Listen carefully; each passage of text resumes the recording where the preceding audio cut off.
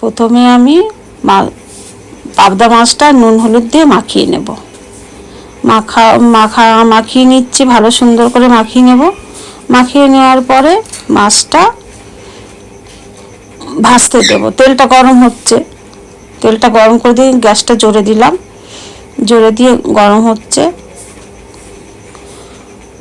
তেলটা গরম হচ্ছে, তার মধ্যে আমি মাছটাকে মাখিয়ে নিচ্ছি নুন হলুদ দিয়ে ভালো করে। আবার মাছটা ভাজবো, তেলটা গরম হয়ে গেছে, মাছটা দিয়ে দিয়েছি, ভাজা হচ্ছে মাছটা। আবার একটু খুন্তি দিয়ে একটু নেড়ে চেড়ে নিচ্ছি, এপাশ ওপাশ করে নেব।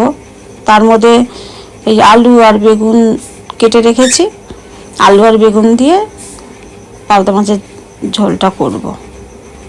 আর ধনে পাতাটা দেবো উপর দিয়ে ছিটিয়ে। প্রথমে মাছটা ভেজে তুলে রাখবো, মাছগুলো হয়ে গেছে তুলে রেখেছি। এবার বেগুনটা ছেড়ে দেব। মাছটা এই দেখো বড় বড় পাবদা মাছ। এবার বেগুনগুলো ছেড়ে দিলাম, বেগুনটা ভাজা হবে, বেগুনগুলো ভাজা হবে।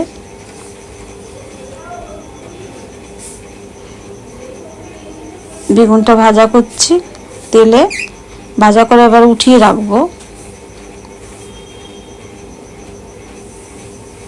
ভাজা হচ্ছে, বেগুনটা ভাজা হচ্ছে ভালো করে, না লাল লাল করে না ভাজলে তো আবার হবে না, আর বেশি সময় তো আবার ফোটানো যাবে না, তাহলে আবার বেগুনগুলো গলে যাবে। ওই জন্য তার মধ্যে আর একটু তেল দিতে হলো। তেলটা কমে গেছে, বেগুন তেলে তো তেলটা কমে যায়। এবার একটু জিরে দিয়ে দিলাম, পাশ দিয়ে একটু জিরে দিয়ে দিয়েছি। এবার আলুগুলো ছেড়ে দেব। আলুগুলো ছেড়ে দেওয়ার পরে আর আলুগুলো একটু লাল লাল করে ভাজা হবে,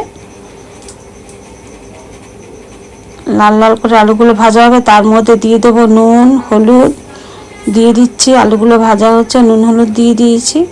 এবার কাশ্মীরি একটু লঙ্কা গুঁড়ো দেবো, কারণ কালারটা আসবে, কাশ্মীরি লঙ্কা দেবো, গুঁড়ো দেবো। এবার জলটা ফুটছে, এবার ওখানটায় গরম জলটা দিচ্ছি, জলটা ফুটছে, তার সঙ্গে বেগুনগুলো দিয়ে দিয়েছি।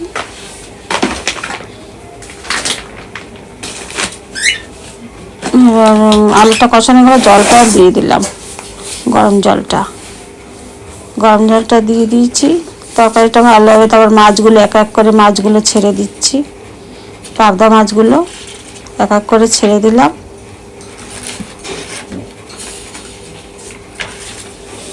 আবার জিরের গুঁড়ো আর ধনের গুঁড়ো দিলাম, আগে ভেজে রেখেছিলাম, তার উপর দিয়ে মাছের উপর দিয়ে ধনে পাতা ছড়িয়ে দিয়েছি।